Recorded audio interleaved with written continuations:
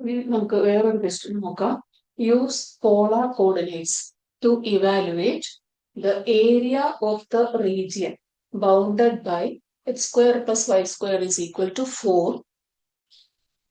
The line y is equal to x and the y axis in the first quadrant. ആ ഏരിയയാണ് നമ്മൾ കണ്ടുപിടിക്കാൻ പോകുന്നത്. അപ്പോൾ നമ്മൾ ഇവിടെ പിക്ചറൈസ് ചെയ്തിരിക്കുന്നത് x square plus y square is equal to 4 എന്ന് പറയുന്നത് സർക്കിൾ ആണ്. Circle with radius r is equal to 2. X square plus y square is equal to r സ്ക്വയറിൽ നമുക്ക് 4 ആണ് വരുന്നത്. ആർ 2, റേഡിയസ് 2 ആയിട്ടുള്ള ഒരു സർക്കിൾ. പിന്നെ നമുക്ക് വേണ്ടത് line y is equal to x ആണ്. ഇതാണ് x is equal to y എന്ന് പറയുന്ന ലൈൻ. അപ്പൊ അവിടെ നമുക്ക് ആംഗിൾ π/4 ആണ് വരുന്നത്. Y is equal to x എന്നുള്ള ലൈനിൽ നമുക്ക് π/4 ആണ് ആംഗിൾ ആയിട്ട് വരുന്നത്. ഇത് റൈറ്റ് ആംഗിൾ ആണ്, π/2 ആണ് അവിടെ വരുന്നത്.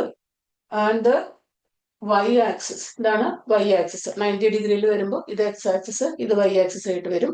ഇവിടെ ടോട്ടൽ ആംഗിൾ വരുന്നത് π/2 ആണ്. ഈ കുഞ്ഞ് ആംഗിൾ വരുന്നത് π/4 ആയിട്ടാണ് വരുന്നത്. ഈ line y is equal to x, radius 2. അപ്പൊ നമ്മളോട് പോളാർ കോർഡിനേറ്റ്സ് ആണ് യൂസ് ചെയ്യാനായിട്ട് നമ്മളോട് പറഞ്ഞിരിക്കുന്നത്. ഇപ്പൊ പോളാർ കോർഡിനേറ്റ്സ് പറഞ്ഞാൽ എന്താണ്? X is equal to r cos theta, y is equal to r sine theta. അതായത് നമ്മുടെ ആർ എന്ന് പറയുന്നത് ഇവിടെ റേഡിയസ് നമുക്ക് 2 ആണ്. അപ്പൊ എക്സ് എന്ന് പറയുന്നത് 2 കോസ് തീറ്റ വരും, വൈ എന്ന് പറയുന്നത് 2 സൈൻ തീറ്റ വരും. അപ്പൊ എക്സ് വൈ. പിന്നെ നമുക്ക് വരുന്നത് ഏരിയയുടെ ഫോർമുല.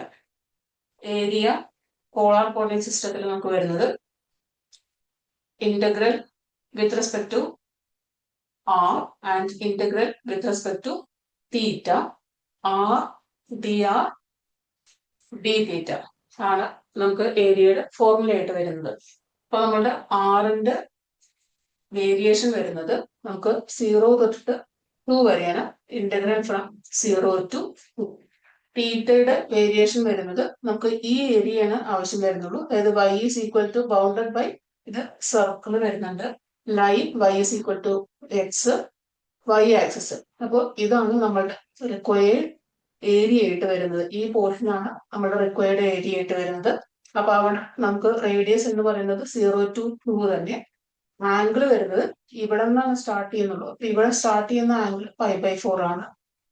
പിന്നെ ഇതുവരെയാണ് നമുക്ക് വേണ്ട, വൈ ആക്സിസ് വരെയാണ് പോകാൻ പഠിക്കുന്നത്. അപ്പൊ ഇതുവരെയുള്ള ആംഗിൾ നമുക്ക് വരുന്നത് π/2 ആണ്. എന്നിട്ട് ആർ ഡി ആർ ഡി തീറ്റ, ഇതാണ് നമ്മുടെ ഫോർമുല. അപ്പോ ഈ ഈ സെക്ടർ ഫോമിലുള്ള പോർഷൻസ് ആണെങ്കിൽ നമുക്ക് രണ്ടിനും കോൺസ്റ്റന്റ് ലിമിറ്റ്സ് ആണ് വരുന്നുള്ളൂ. ആറിനും തീറ്റയ്ക്കും കോൺസ്റ്റന്റ് ലിമിറ്റ്സ് ആണ് വരുന്നത്. അപ്പൊ നമ്മൾ ആദ്യം തീറ്റ വെച്ചിട്ട് ഇന്റഗ്രേറ്റ് ചെയ്യുകയാണെങ്കിൽ ഇന്റഗ്രൽ 0 to 2 അവിടെ നിൽക്കുന്നുണ്ട്. പിന്നെ വിത്ത് റെസ്പെക്ട് ടു തീറ്റ നമ്മൾ ചെയ്യാണ്. ഇന്റഗ്രൽ π/4 to π/2 ഡി തീറ്റ മാത്രം എടുക്കുന്നു.